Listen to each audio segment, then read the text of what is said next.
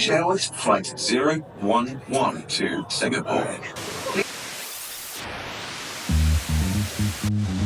In the air, we have 420 parts per million of CO2. In coastal water is can be anywhere from 1,000 to 30,000 parts per million CO2. To explain the ocean alkalinity enhancement. We do that by driving a pH-mediated reaction. Essentially, we add different minerals that have things like calcium and magnesium to that water. We dissolve them on site, and it drives an instantaneous, rapid chemical reaction that converts that CO2, the greenhouse gas that's in water, into HCO3.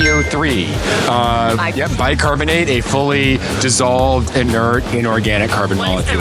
We source the mineral that is closest, cheapest, safest, and that means we have a rather variable efficiency rate in there. Singapore today, and then I have Garrett with me to explain his company's magic to us today about the ocean alkalinity behind Vycarb.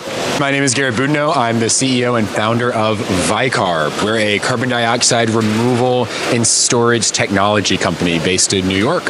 Yeah, I'm always very passionate about CDR, and today I hear him talking about the ocean, how different it is from the ambient air, and then what is their system as in a closed system to actually remove CO2 from the atmosphere. So I'm gonna pass on to him to explain the ocean alkalinity enhancement.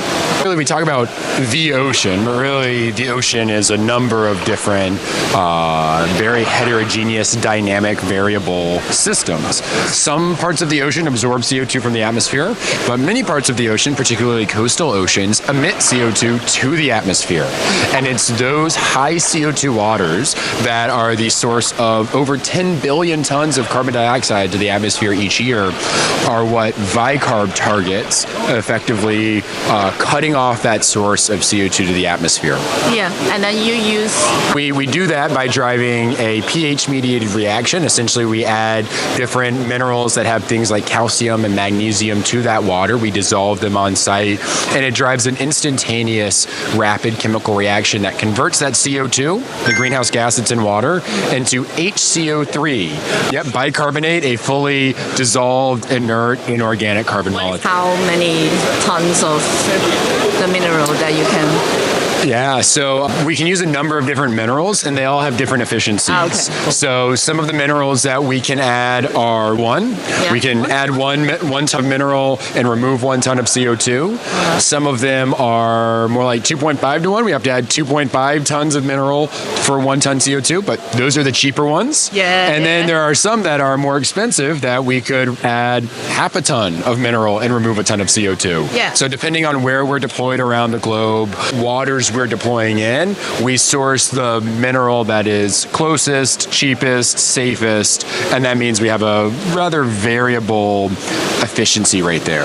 Yeah, one thing I learned from you today is actually coastal seawater has a way higher concentration of CO2 compared to the air. In the air, we have 420 parts per million of CO2. In coastal water is can be anywhere from 1,000 to 30,000 parts per million CO2. 30,000, that's insane. But this is great that's why your company and your system is so good at absorbing CO2. How would you explain this to an 8-year-old? Sure, Vycarb makes water treatment systems that add a magic powder that stop the ocean from emitting CO2 to the atmosphere. This is the best one sentence I've ever heard. So now that is the interesting part. You're going to answer a question from a previous guest, who's a nuclear scientist. What people think is more cost effective, removing carbon from the air or not emitting it in the first place? There are a lot of options to do both. There are some emissions reductions technologies that will be cheap in the future. There are some carbon dioxide removal solutions that are expensive today but will be cheap in the future. I think we need to do both, and I think to solve our climate crisis, it's cheaper to do both of those as fast as possible than deal with the impacts of climate change on society and our environment. That's great. So leave a question for the next guest. I haven't thought about this yet. Climate relevant Technology relevant. technology question. I interview scientists and engineers. Okay, scientists and engineers. We need a lot of infrastructure for all of our new climate tech. What's the most important infrastructure that we need to reach our climate goals? Oh, great question. Let's make climate cool again. Thank you. It's fun, no? This one? That's super fun. Yeah. Express my guests at their own and do not necessarily reflect the official position of Bite-Size Climate Tech. We thank our guests for sharing their insights and experiences, and we thank you, our listeners, for joining us on this journey. Until next time.